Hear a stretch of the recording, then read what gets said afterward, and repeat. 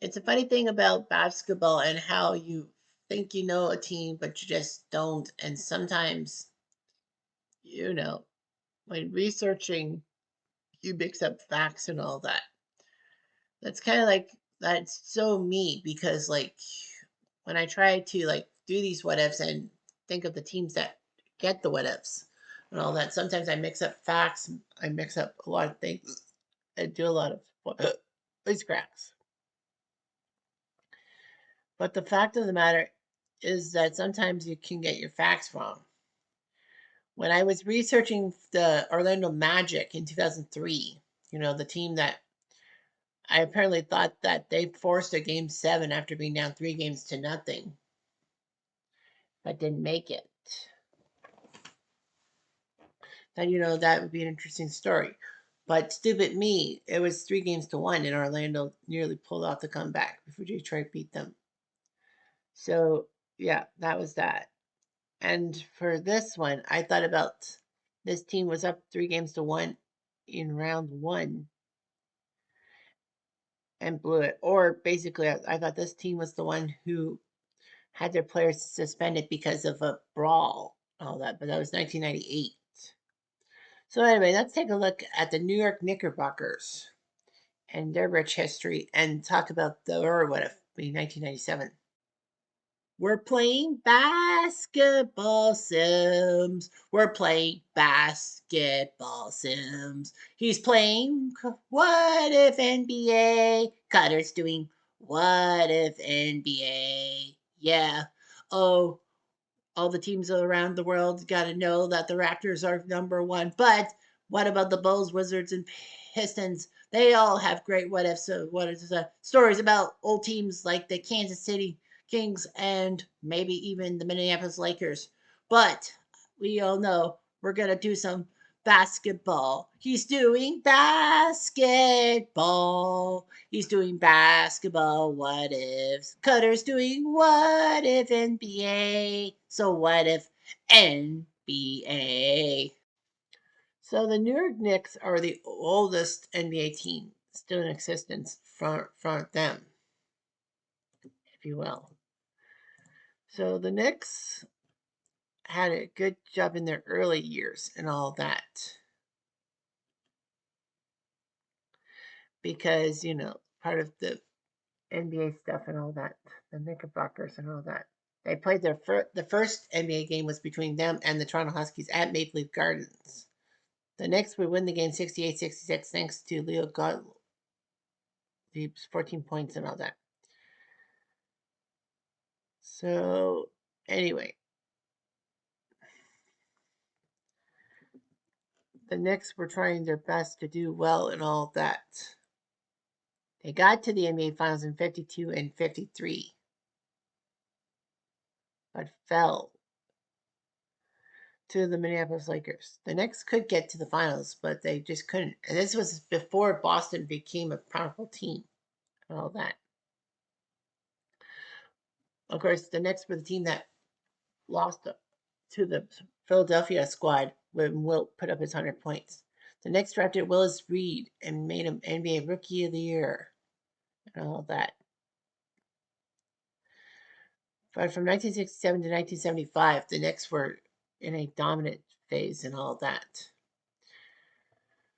They made a massive move getting Dave DeBusschere from the Detroit Pistons, winning 54 games. They lost the Eastern Finals to Boston, but in 1970 they put up 18 straight wins, which was a then single season record. They won 60 games, best team around. The Knicks would face the Lakers in the NBA Finals. Who can forget Game 4 when Jerry West put that 60-footer in the net to tie the game? Now, if the three-point line had existed before in 1970, then that would have been a game-winning three-pointer. Unfortunately, Willis Reed tore a muscle in his right leg and was lost in Game 5. They did win the game, but the Knicks lost Game 6 without their captain. And people thought Willis was not going to play, but he did. He was determined. He scored New York's first 2 baskets. He was not at full strength, but the Knicks were inspired with Clyde Frazier and DeBusschere and all them helping out, and the Knicks were the champions. They ended up going to the 72 finals, losing to the Lakers, and then in 73 they beat the Lakers again to win their second NBA title in 4 years. Unfortunately, that's been the only 2 NBA titles in Knicks history. The Knicks were on a downfall. Bernard King had left. They were in trouble. 1985, they sucked badly, and then they were given the #1 draft pick, probably as a ploy to make sure basketball in New York was thriving. And Patrick Ewing, this dominant guy from Georgetown, was the consensus #1 pick.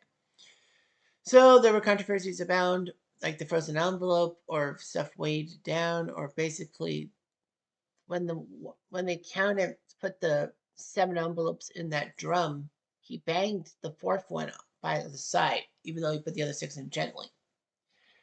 Anyhow, the Knicks got Patrick Ewing, and he was a franchise star. The Knicks started getting better by the 90s, but they always run into that Chicago Bulls buzzsaw. The Knicks did get to the 94 finals, but mostly due to Michael Jordan retiring. The Knicks got through the Eastern round. They almost had the finals against Houston in 94, but lost on a missed 3-pointer by John Starks in game 6. And then Houston won game 7 when Starks went ice cold. So the Knicks would be okay in a sense. They would be decent in the late 90s, early 2000s, making runs and all that, pestering my Toronto Raptors. Then the Knicks went cold. Well, they got Carmelo Anthony in 2007, a massive trade with the Knicks with the Nuggets getting rid of Marcus Camby. But the Knicks just couldn't do much with Melo, even though that he was a franchise icon.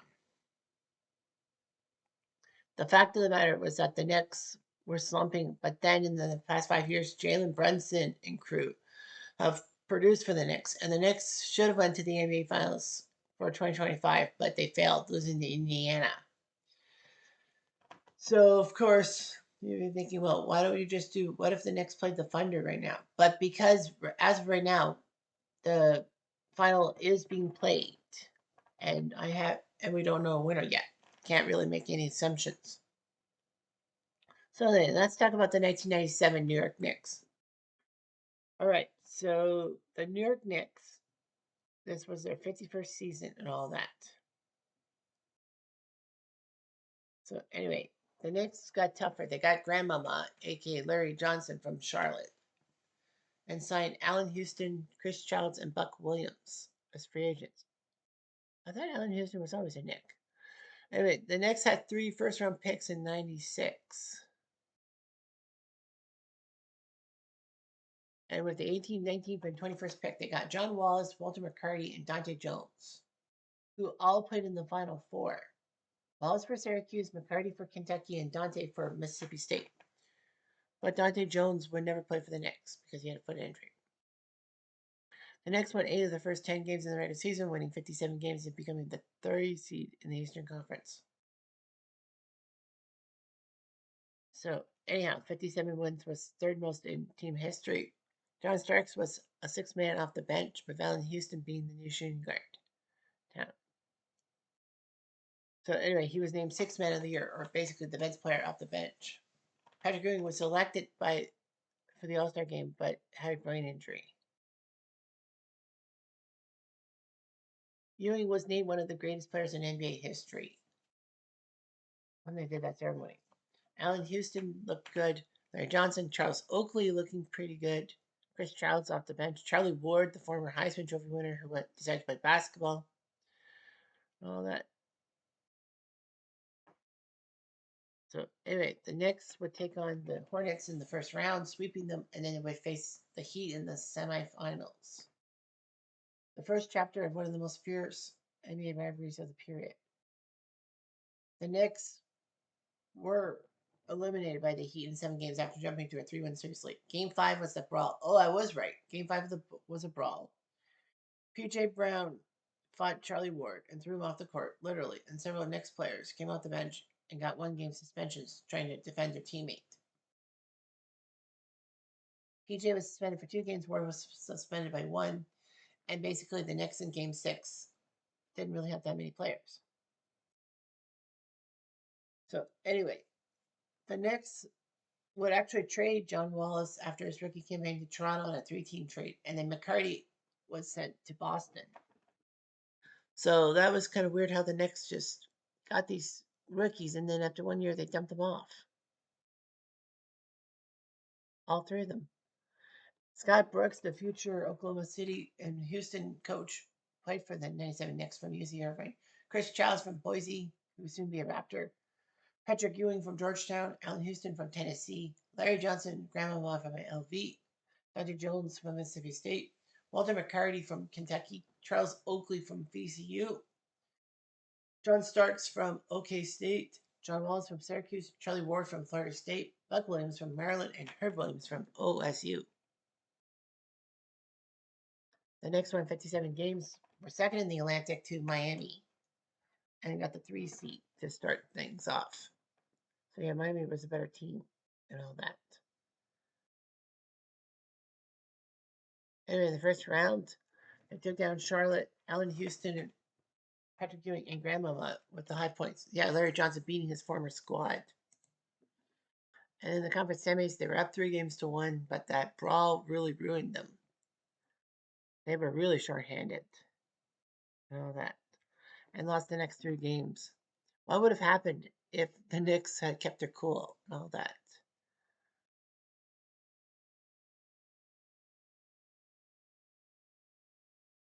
I don't know. I just don't know. But yeah, the Knicks lost their cool and basically had problems. So that's why the momentum was shifting to Miami. But what would have happened if they actually held serve against the Heat and went to the Eastern Finals against the Bulls? Let's find out. So what we will find out is that it's the 97 Knicks and the 97 Bulls. The Bulls almost won 70 games for the second consecutive year.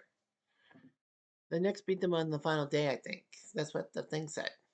Anyway, that's their lineup, the Bulls lineup, and all that. Game 1 would go to the Bulls, 92-85. MJ, 28 points, 8 assists, 7 rebounds.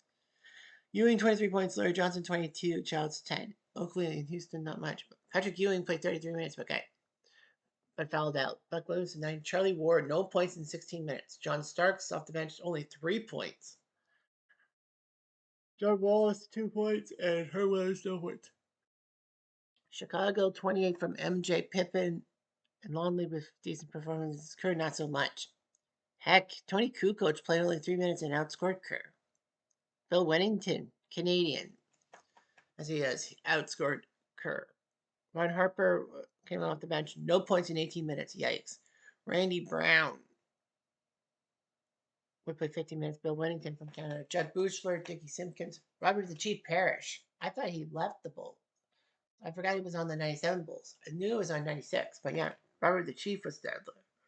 Jason Caffey and Tony Kukoc. Man, Kukoc not playing a role in this team till MJ left. Game 2 would see the Knicks win 106-98 as Ewing put up 28 points, 10 rebounds. Oakley, Larry Johnson, 22 points. Buck Williams with 12. They only needed 9 players. The Bulls, 32 from MJ, 23 from Pippen, and 14 from Longley. Harper. Only 2 points in 18 minutes for Harper off the bench. Bill Wennington, 4 points in 13 minutes. Kukoc only played 1 minute. Jason Caffey played more minutes. Why? I don't get it. Game 3 sees the Knicks lose 107-98 as MJ put up 29 points at the Garden. Primarily 7 points, but 14 rebounds. They basically dumped their bench and all that. Brian Williams, not the Canadian sportscaster or the NBC disgraced news anchor, and Matt Stiganga, not the mystery.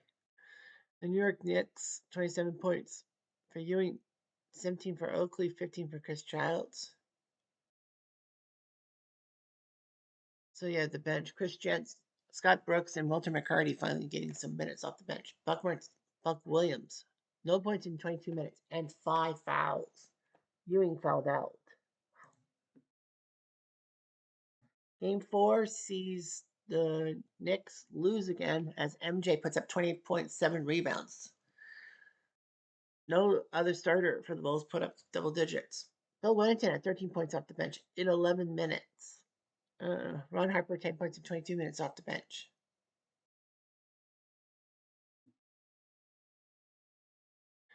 So, yeah, Stadin got 24 points from Ewing, 12 from Larry, 14 from Starks in 18 minutes. John Starks, baby. I probably should put like John Starks start like TLTL. So game 5 back in Chicago. And that's the ending the Knicks hated. And the Bulls would have won MJ 29 points. So the Bulls would have definitely given the Knicks fits and taken them down in 5. And the Knicks would fall again. 23 from Oakley. And it was a damn that MJ. Damn him indeed. 29 from MJ, 19 from Pippen. That would be the end of it, and the Bulls would have went on to win the championship. Obviously, the Knicks had no chance, none whatsoever. Not so good.